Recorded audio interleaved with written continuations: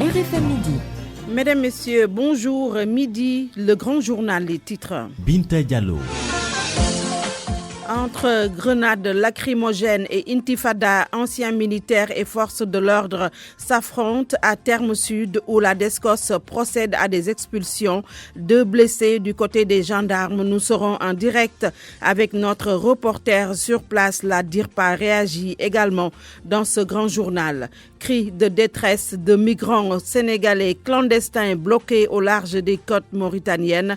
Nous serons en direct de Nouakchott.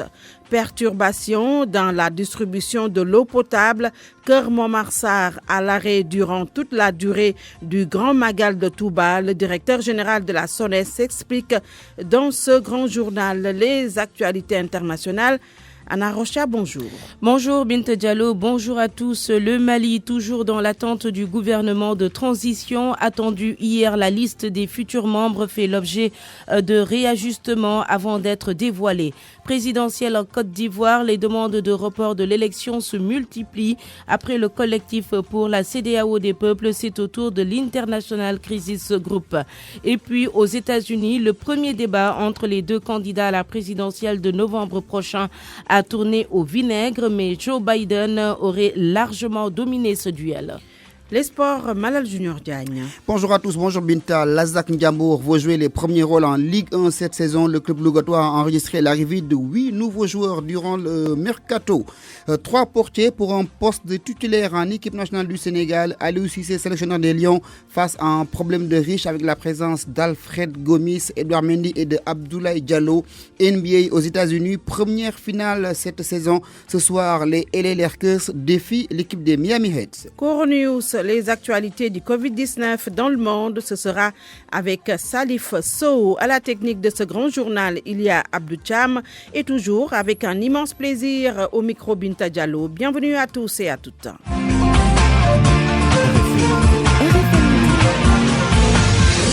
Binta Diallo. Amadou Sabarba, bonjour.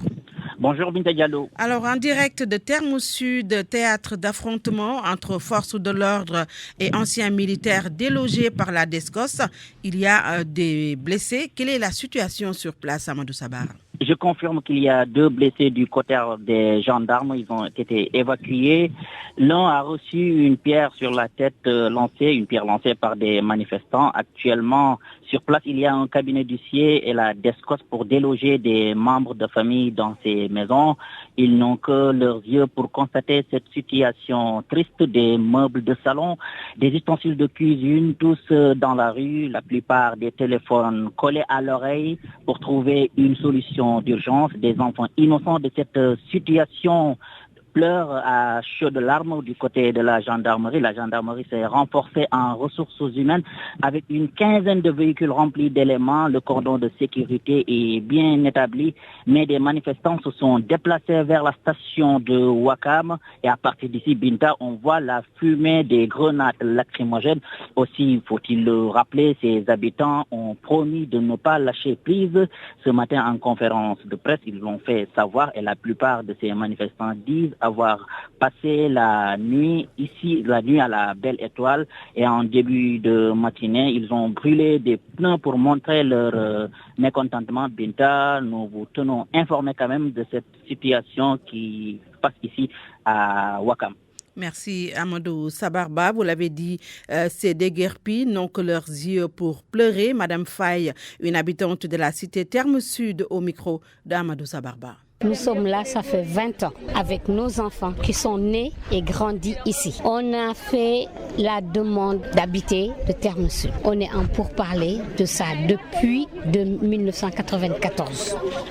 Et ils nous ont fait comprendre que ça marchait.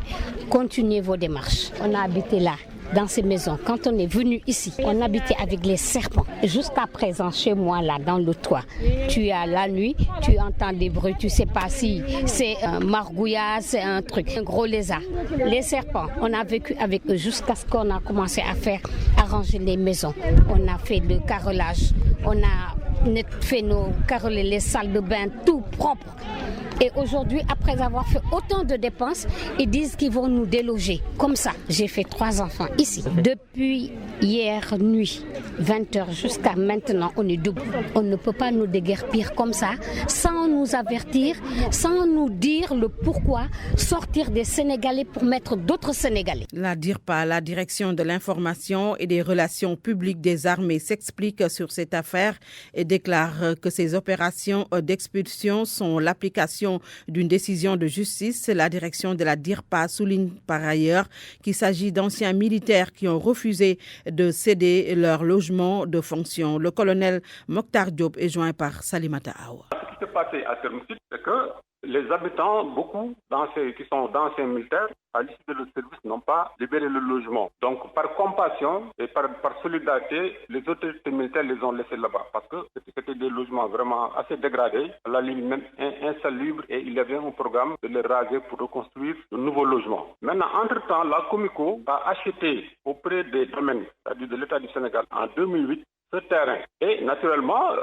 la Comico a voulu prendre possession de ce terrain pour continuer le programme d'habitat au profit de ses membres qui, il faut le rappeler, sont constitués des militaires, des gendarmes, de sapeurs-pompiers, mais également des autres membres des corps paramilitaires, c'est-à-dire des douaniers, les eaux et forêts, les agents, tous les personnels en uniforme, qui peuvent adhérer à la Comico et demander un logement dans les divers programmes. Maintenant, c'est à l'issue, lorsque la Comico a voulu, le collectif qui s'est formé, donc je le rappelle, d'anciens militaires, à la retraite, ils ont demandé donc à la justice d'annuler le contrat de vente entre l'État et la Comico. Je rappelle que la Comico a acheté le terrain le 16 octobre 2008. Cette demande n'a pas abouti parce que la Cour suprême, donc par arrêt numéro 48 du 26 décembre 2019, la Cour suprême a confirmé la propriété de la Comico. La Cour suprême a dit que ce terrain appartient à la Comico qui l'a acheté réglementairement auprès de l'État du Sénégal. Donc le tribunal également, grande instance hors classe de Dakar, a ordonné le 20 2020 que la Comico pouvait démarrer la procédure d'expulsion. Un homme d'une 50aine d'années retrouvé mort hier soir dans la forêt de Baria Sossé, dans la commune de Keur Saloum Diané, région de Fatick. Une enquête est ouverte selon notre correspondante sur place, Aminata Goudjabi. Ils sont au total une 40aine de migrants clandestins sénégalais bloqués au large des côtes mauritaniennes. Leur cri de détresse relayé ici par un compatriote basé à Nouakchott, d'où est partie l'embarcation de fortune. Il s'appelle Baïzal Kébé, au micro de Mohamed Diop. On a des gens partis en migration clandestine depuis 13 jours. On pensait même qu'ils étaient arrivés en Europe, mais on s'est finalement rendu compte qu'ils se sont perdus en mer. Actuellement, ils sont en danger et doivent être secourus rapidement. À un moment, ils ont pu entrer en contact avec nous. Un ami à bord m'a appelé pour dire que la pirogue était en panne de carburant et que leur GPS ne fonctionnait plus. Malheureusement, ils n'étaient plus joignables après cet appel. On les a plusieurs fois tentés, mais en vain. On lance donc ces cris de détresse à ceux qui peuvent les sauver, surtout qu'ils sont nombreux, plus de 40 personnes. On les a d'ailleurs déclarés à la police, mais aussi à notre ambassade ici, à Nouakchott. La distribution de l'eau potable sera perturbée le temps du Grand Magal de Touba. Une annonce du directeur général de la SONES, c'est parce que, explique Charles Fall, la ligne haute tension de kilomètre 3 va être raccordée sur le poste électrique de Sakal, ce qui va du coup mettre à l'arrêt l'usine de pompage et de traitement de Keur Momar Sarr. Le voici au micro de Abraham Paul Pouya. L'objectif, c'est également de sécuriser ces investissements qui a coûté à l'État du Sénégal près de 270 milliards de francs CFA et sécurisé. En quoi faisant? En investissant sur un dispositif électrique de très haute qualité. Cette ligne haute tension que nous avons tirée sur 30 km depuis Sakal jusqu'à Keur Momar Sarr avec un dispositif de pilotage automatisé et un reporting de l'ensemble des informations, aussi bien au niveau de Sénélec qui est notre partenaire numéro 1 dans ce projet-là, qu'au niveau ici de Keur Momar Sarr mis à la disposition de notre fermier, la CNO. Outre la sécurisation, cela permettra également d'optimiser et surtout de faire baisser les coûts énergétiques. Mais nous l'avons aussi constaté, la ligne haute tension est très rarement délestée, ou en tout cas, il est noté exceptionnellement des coupures, sauf pour des raisons de maintenance. En termes d'avancement, nous en sommes à 90% sur la ligne haute tension. D'ici la fin du mois d'octobre, au plus tard, courant du mois de novembre, cette ligne sera fonctionnelle. Et nous profiterons du Magal, qui est une période de très basse consommation en eau potable à Dakar, pour procéder au raccordement au niveau de Sakal. Vous suivez le grand journal à 12h11. RFM, fréquente modulation 94.0, la radio en puissance. RFM Midi. Binta Diallo. Eh bien, la radio en puissance, c'est bien la RFM. Le procès de l'étudiant activiste Pape Abdoulaye Touré a été une nouvelle fois renvoyé au 7 octobre prochain, c'est-à-dire mercredi prochain. C'est sur demande des avocats de la défense. Pape Abdoulaye Touré est poursuivi pour rébellion avec violence et outrage à agents. Il avait été arrêté lors d'une manifestation organisée par les étudiants orientés dans le privé et ceux de l'UVS, mais l'étudiant activiste avait bénéficié d'une liberté provisoire. Le verdict est tombé ce matin dans l'affaire des candidats au baccalauréat arrêtés pour triche à Goudiri. Les 15 prévenus ont été condamnés par le tribunal de Tambacounda à 2 ans avec sursis. Ces 9 élèves et 6 étudiants étaient poursuivis pour les délits d'association de malfaiteurs et de fraude et complicité de fraude aux examens. Ils se partageaient les épreuves via le réseau social WhatsApp. En sitting devant le ministère de la fonction publique, le G20 continue de réclamer des solutions face aux lenteurs administratives, à la surimposition sur le rappel des salaires des enseignants, entre autres problèmes soulevés. Le secrétaire général du syndicat de l'élémentaire pour le progrès, la performance et l'innovation, coordonnateur du G20, Mamadou Tamba, au micro de Awambaye. Nous avons organisé ce sitting, comme vous le savez, pour des raisons multiples, mais dont les principales sont d'abord relatives aux lenteurs administratives observées dans la production des actes relatifs à la carrière et à la mobilité sociale des enseignants, mais également aussi pour au moins dire non aux surimpositions que nous avons remarquées de manière inacceptable sur les maigres rappels et salaires des enseignants. Mais nous avons aussi également la question du paiement des rappels et la résolution du gap des rappels dus aux enseignants, qui se chiffre aujourd'hui à des milliards. Mais aussi également le dégel du paiement du prêt DMC. Nous avons aussi également la modification, surtout la modification du décret 74-347 du 12 avril 1974, relatif donc aux agents non fonctionnaires de l'État. Pour que ceux qui sont décisionnaires aujourd'hui, qu'ils puissent bénéficier des 40% de leur ancienneté, en cas également de changement de corps pour un reclassement. Mais nous avons également la lancinante question du système de rémunération des agents de la fonction publique. Et nous savons qu'aujourd'hui, les plus gros perdants sont les grands perdants, ce sont les enseignants. Nous demandons également la suppression des anticipés de philosophie et également des corrections en bassin des épreuves de philosophie. Nous demandons également aussi la retraite à 65 ans, qu'elle soit une retraite inclusive, parce que tout le monde également en a besoin. Mais également le relèvement du budget de l'éducation préscolaire de 1 à 5% au moins. La revendication des étudiants de Master 2 de la promotion 2017-2018 en passe d'être satisfaite. Le ministère de l'Enseignement supérieur a instruit le rectorat de l'UCAD et la direction des bourses de leur accorder des informations sur les bourses d'accompagnement. Les dossiers vont être clôturés sous peu. Une déclaration du directeur général des bourses, Khalifa Gaye, était l'invité de RFM Matin. Nous travaillons sur le dossier de ces étudiants en fait, qui réclament ces bourses d'accompagnement. Je le rappelle, nous avions toujours dit que ces étudiants n'étaient pas des ayants droit des bourses qu'ils réclamaient.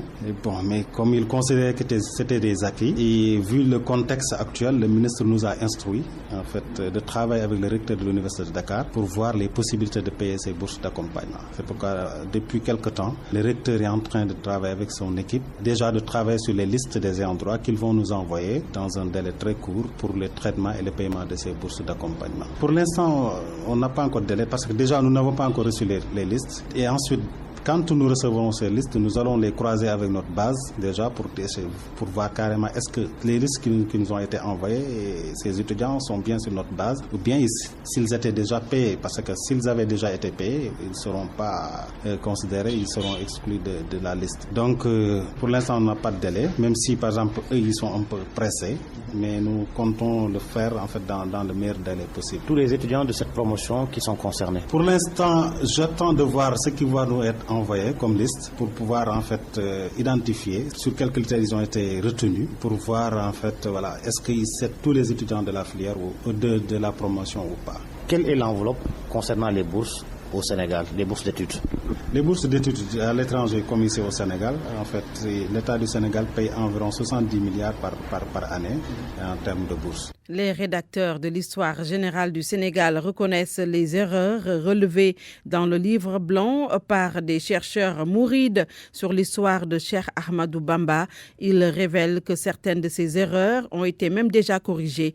Écoutons le professeur Mamadou Fall, rapporteur général du comité de pilotage de l'histoire générale du Sénégal, interrogé par El Hadj Ndiogou Diène. Il n'y a rien de surprenant en cela. Bon, je pense que c'est la médiatisation de ces erreurs qui pose problème. Mais dans tous les cas, ce que je peux vous dire, c'est qu'il y a eu un faisceau de malentendus qui s'est cristallisé. Mais d'une manière générale, pour ce qui est de notre travail, nous restons sur la même lancée, c'est-à-dire servir l'histoire du Sénégal, l'écrire avec des normes académiques, en évitant les scories, les erreurs et les dérives. Et c'est exactement ce que nous allons continuer de faire. Évidemment, nous allons le faire de concert avec tout ce que le Sénégal compte comme communauté intellectuelle dans sa diversité. Et je veux nommer les historiens traditionnels, les historiens de tradition musulmane. Nous allons essayer de travailler de concert, comme on l'a toujours fait du reste. Est-ce que vous reconnaissez les erreurs relevées dans le livre blanc publié par des intellectuels de Touba? Incontestablement, il y a eu des erreurs. Je suis le premier à les reconnaître. Mais ce qui s'est passé, c'est que ces erreurs, pour beaucoup, nous les avions nous-mêmes identifiées. Mais malheureusement, on n'a pas eu le temps de les insérer dans le texte parce que nous avions sa réédition. Donc, on n'a pas eu le temps de faire ce travail de réédition. Bon, il faut le dire, faute de moyens. Et maintenant, allez-vous corriger ces erreurs? On les a déjà corrigées. Entre les structures du temps long, les contextes historiques, les événements et le vécu des populations, il y a toujours de la matière qu'il faut traiter. Et au détour de ce traitement, il y a toujours quelques distorsions du point de vue de la chronologie, du point de vue des séquences, du point de vue des noms. Mais ce ne sont pas des erreurs qui touchent au fond de la problématique historique du Sénégal. L'Union nationale des pêcheurs du Sénégal appelle à des assises du secteur, un conclave à Thiès pour diagnostiquer les maux dont souffre la pêcherie, entre autres bradage des ressources halieutiques par les navires étrangers, en plus d'être impactés par le Covid-19. Cheikh Anta Diop à Kayar.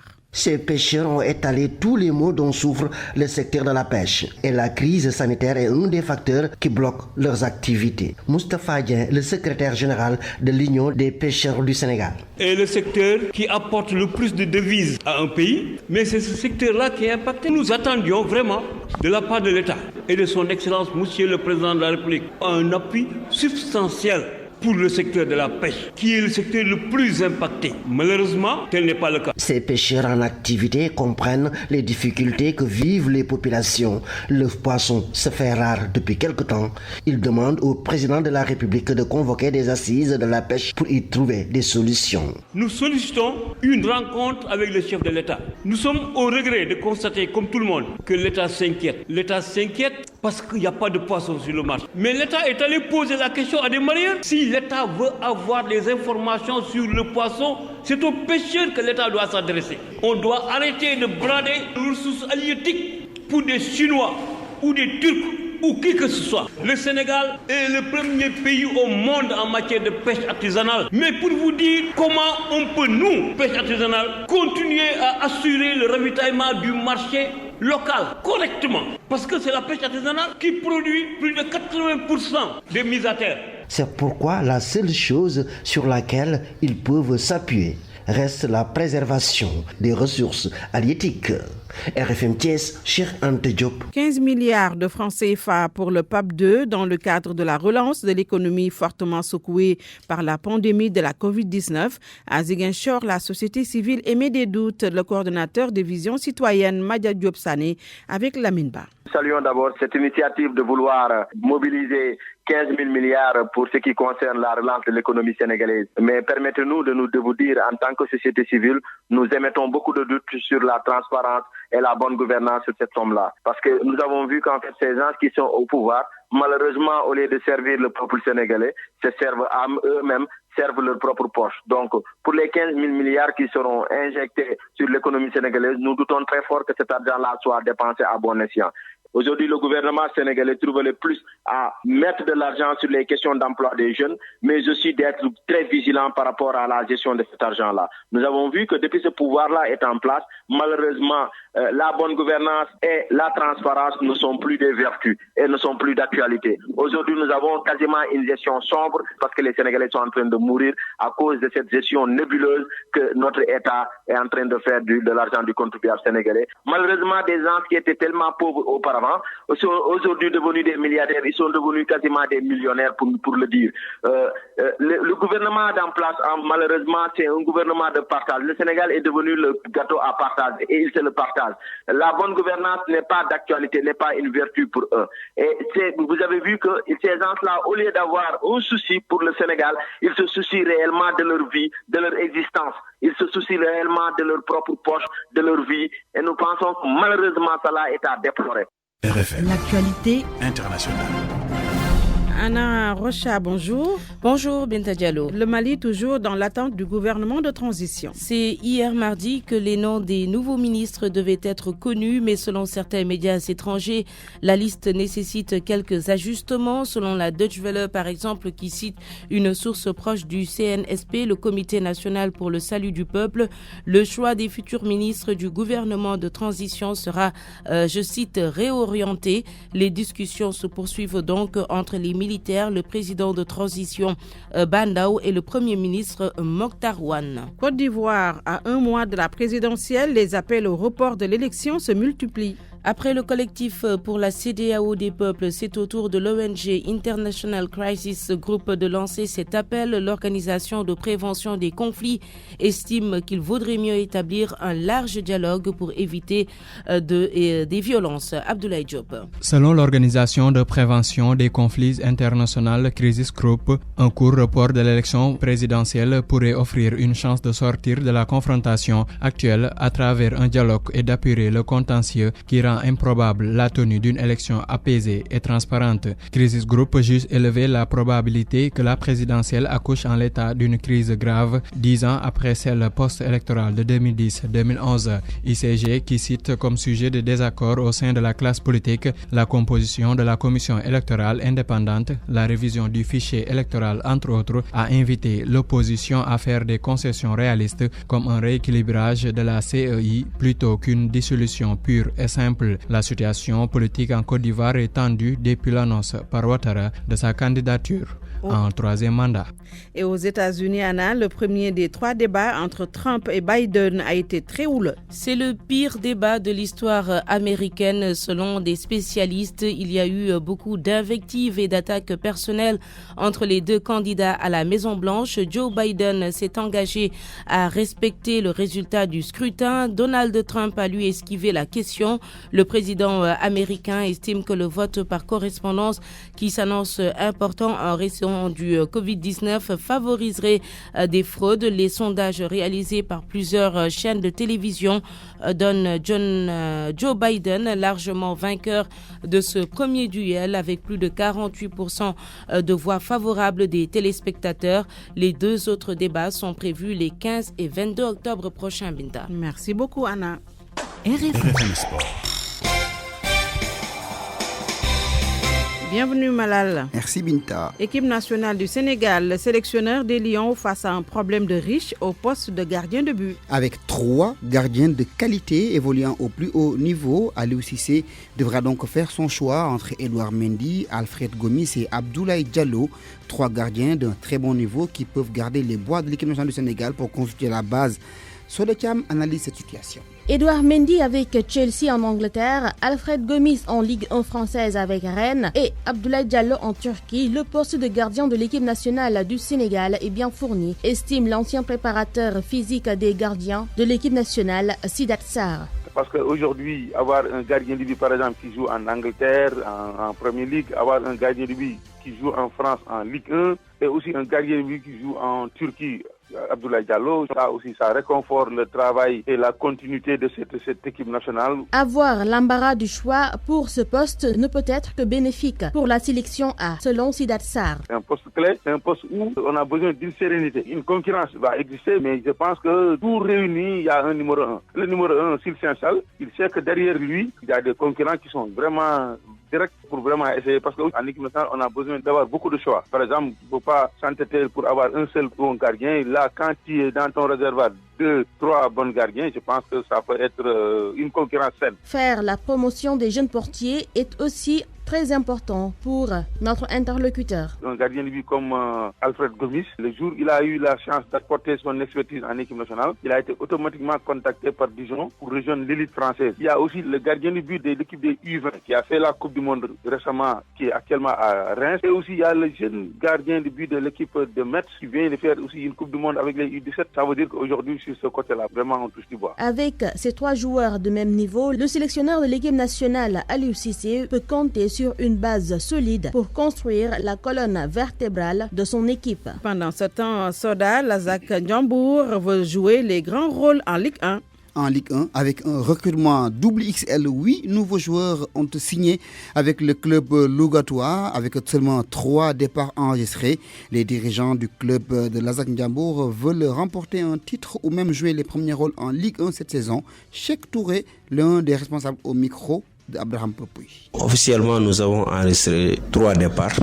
Il s'agit de Melo Ndiaye qui est parti au Djaraf, de même que Matar Ndiaye, et ensuite Pape Mamoudou Samoudi Kaka qui est à Douane.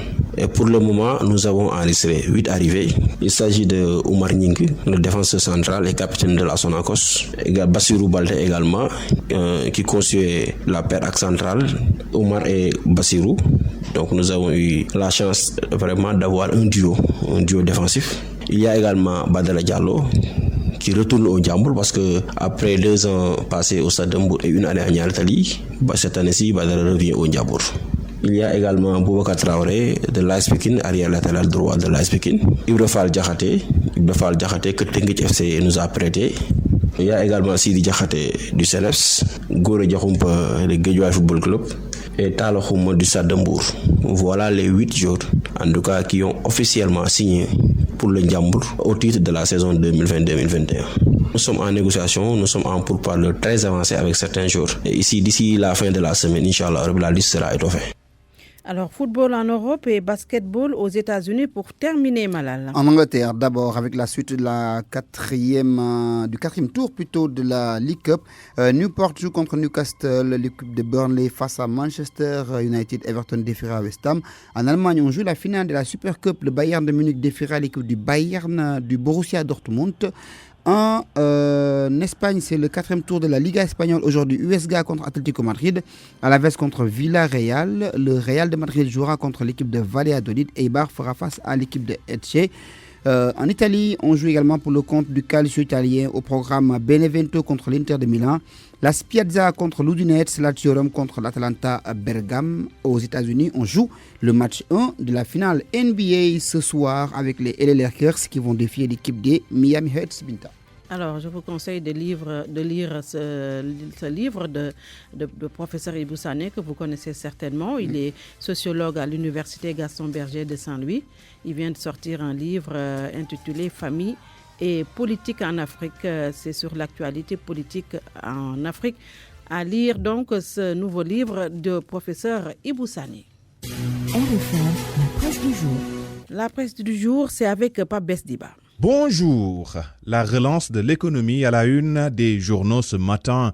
Tribune et le Témoin quotidien évoquent à leur une le montant, soit 15 milliards de francs pour sauver le Sénégal ou pour relancer une économie par terre. En clair, si le monde peine encore à trouver le remède contre le coronavirus, Macky, lui, selon le quotidien, à trouver le vaccin pour l'économie sénégalaise après les conséquences du Covid-19 et la chute de la croissance.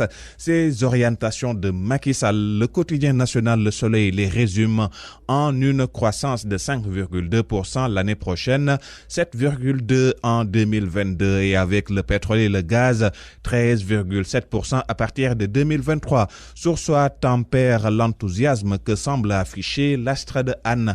Macky se lève à l'est, les bailleurs à l'ouest, écrit Source A, qui souligne que les partenaires veulent plus de transparence dans la gestion des sous dans tous les cas. Ce conseil présidentiel fait remarquer enquête a été l'occasion pour le président de la République de tracer le nouvel agenda du Sénégal en matière économique, un nouvel agenda où on semble faire la part belle à l'eau, la santé, à l'éducation et à l'électricité. Enquête en conclut donc que Macky ouvre l'ère de la privatisation. Avis de tempête à la Société africaine de raffinage. L'Observateur informe que les secousses de ce séisme risquent de provoquer des conséquences insoupçonnées. Déjà, la première victime de cette tempête semble être Amadou Ba, qui a vu ses plans anéantir par l'ordonnance du doyen des juges.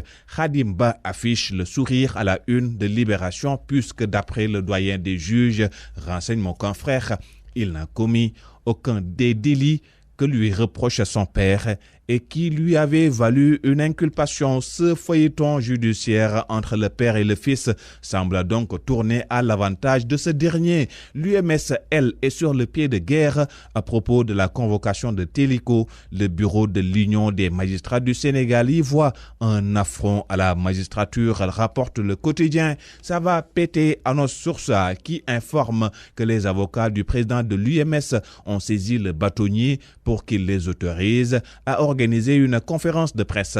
Vendredi, c'est l'UMS elle-même qui fera face à la presse. Sonko pour une audience avec Macky. Mansour Faye sème la pagaille à Pastef, titre Li quotidien. Mansour Faye déballe à la une de Vox Pop. Lui-même est venu ramper, me solliciter pour une audience. Je l'ai reçu et sa sollicitation, c'était pour que j'intervienne auprès du président de la République. Amadou Ba de Pastef réplique dans Wolf quotidien. Pour ce cadre patriote, c'est Macky Sall qui supplie Sonko pour un RV. Idrissa Seck pendant ce temps était à Touba. Les Échos rapportent ce que le khalife général des Mourides lui a dit. Tout peut arriver et c'est Dieu qui fait et défait. L'Observateur nous replonge dans les quartiers inondés de Keur Massar, Sicap Mbao et Diamaguène. Selon le journal, après le déluge qui avait transformé les 5 et 6 septembre 2020 certaines localités de la banlieue dakaroise en un énorme fleuve, c'est la décrue, mais non sans tracas. Le confrère souligne que les sinistrés sont confrontés à un véritable problème d'insalubrité. En sport, avec cette première dans les buts de Chelsea, Mendy, il n'a manqué que la victoire souligne record. Son coach à la une du journal, Frank Lampard, déclare « Je l'ai trouvé très bon ». À la une du quotidien Stade, Sadio Mané, 23 buts marqués et 7 passes décisives. Sadio, terreur du Big Six. Bonne lecture à toutes et à tous. La revue de presse de Pape Besdiba qui met un terme à ce grand journal. Le rappel des titres. Grenade, entre grenades lacrymogènes et intifada, anciens militaires et forces de l'ordre s'affrontent à Terme Sud où la DSCOS a procédé à des expulsions, 2 blessés du côté de la gendarmerie. Nous étions en direct avec notre reporter sur place. La DIRPA a également réagi dans ce grand journal. Cris de détresse de migrants clandestins sénégalais bloqués au large des côtes mauritaniennes. Nous étions en direct de Nouakchott. Perturbation dans la distribution de l'eau. Keur Momarsar à l'arrêt durant toute la durée du Grand Magal de Touba. Le directeur général de la SONES s'en est expliqué dans ce grand journal. À la technique, il y avait Abdou Cham. À la réalisation, merci à El Hadj Ndiogoudien. El Hadj Ndiogoudien qui sera là également pour le 13h. Tout de suite, le journal du Grand Magal de Touba avec Georges Déthié Diop.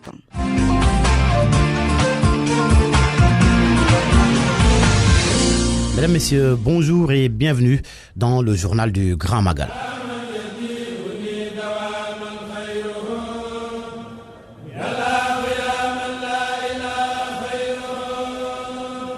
le Grand Magal de Touba et le colloque international organisé à chaque édition. Cette année, les conférences vont être organisées en mode visioconférence. Une situation dictée par la pandémie de Covid-19. Ces conférences démarrent demain. Le thème, Khidma et les enseignements de Cheikh Ahmadou Bamba. Plus de détails avec Marema Diop. Le colloque sur l'œuvre et les enseignements de Cheikh Ahmadou Bamba, organisé par le comité d'organisation du Grand Magal, se tiendra cette année en vidéoconférence à cause de la pandémie à coronavirus. Serigne Sambousso, président du colloque. Vous tous savez le contexte dans lequel nous sommes cette année avec la pandémie de la Covid-19. Voilà pourquoi le comité d'organisation a pris en compte cette nouvelle donne. Raison pour laquelle nous avons mis en place cette plateforme qui nous permettra d'interagir même à des kilomètres d'intervalle. Le thème de cette année, la Khidma et les enseignements de Serigne Touba pour faire face à la Covid-19.